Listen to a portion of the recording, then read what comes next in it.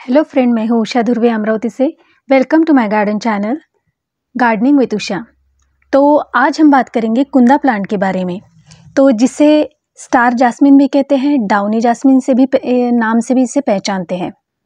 तो देखिए, इन फूलों को देखकर आपको ऐसा लगता है ना, ये बिल्कुल स्टार जैसे है, तो इसीलिए इसे स्टार जास्मिन भी कहते हैं। और इसकी बहुत सारी वैरायटी होती है, लेकिन मेरे पास ये एक है जिसे कहते हैं स्टार जास्मिन, और एक है जूही, जो मैं आज ही खरीद के लाई हूँ।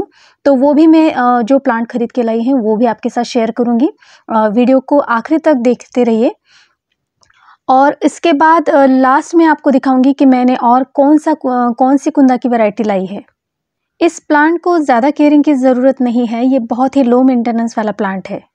ये मेरा प्लांट आप जो देख रहे हैं वो पूरा साल धूप में रहा है। और मैं क्या करती हूँ, इसके फूल जब पूरे चले जाते हैं और इसकी सिर्फ ब्रांचेस ही रहते हैं और कोई भी नई ग्रोथ इसमें नहीं दिखाई देती, तो मैं इसकी प्रूनिंग कर देती हूँ, यानी कटिंग कर देती हूँ। उसके बाद देखिए, सिर्फ 1 महीना लेता है और थोड़ा सा फर्टिलाइज़र वगैरह दे के मैं बाद में इसे वैसे ही रख देती हूँ। और उसके बाद देखिए, फूलों का खिलना शुरू हो जाता है, फिर रुकने का तो नाम ही नहीं लेते। तो ये देखिए, मेरे प्यारे प्यारे सुंदर से कुंदा के फूल देखिए। तो जो भी ऐसे आपको मुरझाए हुए फूल दिखते हैं वो तो अपने आप ही गिर जाते हैं, लेकिन अगर आपको वक्त मिलता है, यानी दिन में एक बार भी, तो आप किसी भी पौधे पर हाथ ऐसे फेरिए प्यार से, तो मुझे ऐसा लगता है कि उनको ये महसूस होता है। और ये देखिए, मेरे पास जितने भी प्लांट है वो ऐसा मुझे लगता है कि मेरे पास ये बहुत खुश है, और इसीलिए मुझे सबसे ज़्यादा फ्लावरिंग देते हैं, क्योंकि मैं इनकी केयर करती हूँ। और जैसा ही मुझे वक्त मिलता है तो इनसे मैं थोड़ा सा प्यार कर लेती हूँ। तो आप भी वैसा कीजिए। ये मेरा प्लांट पूरे साल भर धूप में ही रहा है, तो मुझे ऐसा लगता है कि इसे धूप ही पसंद है। तो इसीलिए देखिए, और मैंने हर बार देखा है कि इसमें फ्लावरिंग की कभी कमी नहीं हुई है। तो आप थोड़ा सा अगर फर्टिलाइज़र देते हो और इसकी थोड़ी सी अगर केयर करते हो, ज़्यादा नहीं, तो आपको भी ये इतने ही फूल देगा।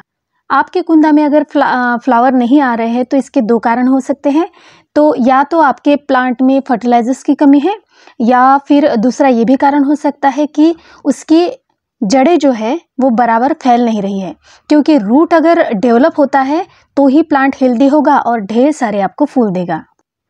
इसमें आपको ज़्यादा इंसेक्ट नहीं दिखेंगे, पर महीने में फिर भी कोई एक आध कीटनाशक अगर आप स्प्रे करते हो तो ये प्लांट के लिए बहुत ही अच्छा है। तो मैं जो सारे प्लांट के लिए जो फर्टिलाइज़र डालती हूँ वही इसे भी डालती हूँ। जैसे मैंने कहा कि सबसे, यानी महीने की 1 तारीख को अगर हमने दे दिया ड्राई फर्टिलाइज़र, तो उसके 15 तारीख को, यानी 15 दिन बाद मैं उसे लिक्विड फर्टिलाइज़र देती हूँ। तो और इसकी गुड़ाई आप हमेशा करते रहिए। तो ये देखिए, मैंने इस ऑयल के कंटेनर में इसे लगाया है, जिसे ऑयल का पीपा कहते हैं, उसमें ये लगाया है मैंने। तो मेरे पास जो भी तेल के पीपे होते हैं, तो उसमें से ज़्यादा प्लांटर तो आपको मेरे गार्डन में वही दिखेंगे, जो बड़े बड़े पौधे हैं उसके लिए। और देखिए, इसमें से सबसे पहले मैंने इस पीपे को अंदर से प्राइमर मारा था। तो इस वजह से क्या होता है कि ये जो आपका प्लांटर है ये बहुत साल तक चल सकता है। तो देखिए, इन सारे मुरझाए हुए फूलों को हमेशा तोड़ते रहिए, क्योंकि ये जो पौधे की एनर्जी है वो ज़्यादातर यूज़ कर लेता है, तो इसलिए आपके प्लांट में ज़्यादा फ्लावरिंग भी नहीं होती होगी। तो इस तरह से छोटी छोटी बातों का अगर आप ध्यान रखते हो, तो आपके यहाँ भी देखिए इतने सारे फूल आपके कुंदा पर भी आएंगे। 15-15 दिन बाद इसकी गुड़ाई अगर आपको वक्त मिलता है तो करिए, नहीं तो महीने में एक बार भी गुड़ाई कर देते हैं तो वो भी चल जाता है। तो देखिए, मेरे हर ब्रांचेस पे, मेरे देखिए फ्लावर के हर ब्रांचेस पे आपको कलियाँ दिखेंगी। यानी एक बार ये फूल चले जाते हैं तो उसके बाद मैं उसे काट देती हूँ, तो आगे के लिए फूल बनने के लिए और भी ब्रांचेस तैयार है। उसमें छोटी छोटी कलियाँ आपको दिखाई देती है। देखिए, इसके रूट के नीचे से इसके छोटे छोटे पौधे निकलते हैं, तो उससे भी आप लगा सकते हो, या कटिंग से भी ये इजी ग्रो हो जाता है। तो इनका फूल आने का मंथ होता है सितंबर महीने से, इसमें फूल आना शुरू हो जाता है। ये मेरा प्लांट मुझे साल भर फूल दे रहा है। तो अब हम बात करेंगे इसके सॉइल मिक्स के बारे में। तो मैंने जैसे आपको सॉइल मिक्स बनाने का एक रेशो बताया था, यानी 7:1 का रेशो, तो उसी रेशो में मैं हर एक फ्लावर की पौधे की मिट्टी वैसे ही बनाती हूँ। तो जिसमें मैं 7 पार्ट डालती हूँ मिट्टी, 1 पॉट कोकोपीट, 1 पार्ट रेत, और एक पार्ट वर्मी कंपोस्ट या काउ डंग, जो भी आपको अवेलेबल हो वही आपको डालना चाहिए। और थोड़ी इसमें नीम खली, फंगीसाइड, इप्सम सॉल्ट और थोड़ा सा DAP अगर आप डालते हो सॉइल मिक्स में तो ये बिल्कुल बहुत ही बढ़िया सॉइल मिक्स आपकी बन जाती है। तो देखिए मेरा कितना छोटा सा ये पौधा है और उनमें फूलों की क्वांटिटी देखिए, इससे ही आपको पता चल जाता है कि ये कितना हेल्दी है और इसकी रूट कितनी हेल्दी है। आप मेरी पुरानी वीडियो में भी देख सकते हो कि जब भी मैंने आपको कुंदा का प्लांट दिखाया है तो उसमें हमेशा आपको फ्लावरिंग दिखेगी। तो जैसे मैंने कहा था कि सिर्फ 1 महीना ये बीच में आराम कर लेता है, उसके बाद उसकी फ्लावरिंग जो शुरू होती है तो वो कभी कम ही नहीं होती। हर ब्रांच पे देखिए कितने फूल हैं, यानी पूरा अगर पौधा दूर से देखते हैं तो सिर्फ वाइट ही दिखता है। तो देखिए ऐसे मुरझाए फूलों को ऐसे आप निकाल लो इस तरह से। तो मैं अपनी प्लांट की केयर ऐसे ही करती हूँ, हर एक में सॉइल मिक्स एक तरीके का ही होता है क्योंकि मेरे पास उतना ज़्यादा वक्त ही नहीं मिलता। और जैसे मैंने कहा था कि मुझे सिर्फ 1 साल हुआ है, तो अलग अलग मिट्टी या कुछ भी मुझे समझ में नहीं आता था, तो जो मेरी समझ में आया मैंने वो किया है और आप उसका रिज़ल्ट देख रहे हैं। तो हर एक किसी का जो रेशो होता है सॉइल मिक्स बनाने का वो अलग अलग होता है।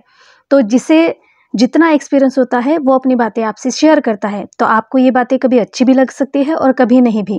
तो मैं आपके साथ सिर्फ अपना एक्सपीरियंस शेयर करती हूँ। ऐसा नहीं कि आप जो भी सॉइल मिक्स बनाते हो या जो भी फर्टिलाइज़र डालते हो वो अच्छा नहीं है, लेकिन मैंने जो एक्सपीरियंस किया है, मुझे जो अनुभव है वही मैं आपके साथ शेयर करती हूँ। तो अगर आपको अच्छा ये लगता है तो प्लीज़ मुझे कमेंट्स कीजिएगा और मेरे चैनल को लाइक और सब्सक्राइब ज़रूर कीजिएगा।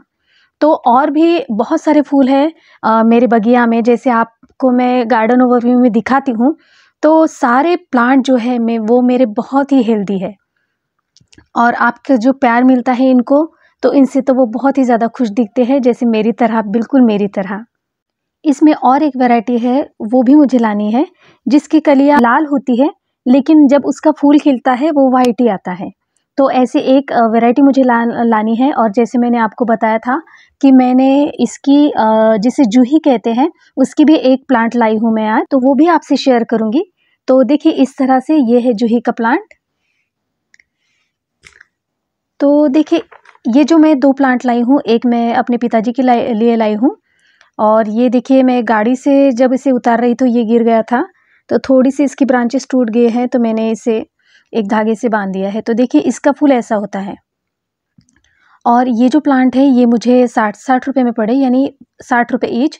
तो देखिए इस पर बहुत सारी ब्रांचेस हैं और देखिए कितनी सारी कलियाँ हैं इसमें। तो इसकी रिपोर्ट, यानी अभी तो मैं जब स्कूल से आ रही थी तो शाम हो चुकी थी, ये थोड़ा सा उजाला था, तो मैंने इसे आपके साथ शेयर करने के लिए मैंने इसकी वीडियो बनाई।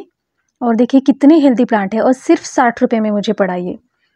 और इसमें इतनी सारी कलियाँ थी कि मेरे पास कुंदा का प्लांट था, फिर भी मुझे लगा कि चलो इसकी भी 1-2 वैरायटी हमारे गार्डन में ऐड कर लेती हूँ। हमारे यहाँ विंटर के अभी भी प्लांट नहीं आए हैं, तो मैंने इस बार, मेरे पास सीड्स तो थे लेकिन पिटूनिया के सीड्स और पौधे लगाते लगाते मैं इतना थक गई थी कि मुझे और दूसरे सीड्स उगाने का कुछ सूझा ही नहीं। तो इस बार मैंने सोचा कि चलो नर्सरी से ही जो भी विंटर सीज़न के प्लांट मिलेंगे वो ले आऊँगी। तो आई होप मेरा ये वीडियो आपको पसंद आया हो, तो प्लीज़ मेरी वीडियो को लाइक और सब्सक्राइब ज़रूर कीजिएगा। फिर आपसे मिलती हूँ नई वीडियो के साथ, नई इन्फॉर्मेशन के साथ। तब तक के लिए stay connected. Bye bye, happy gardening.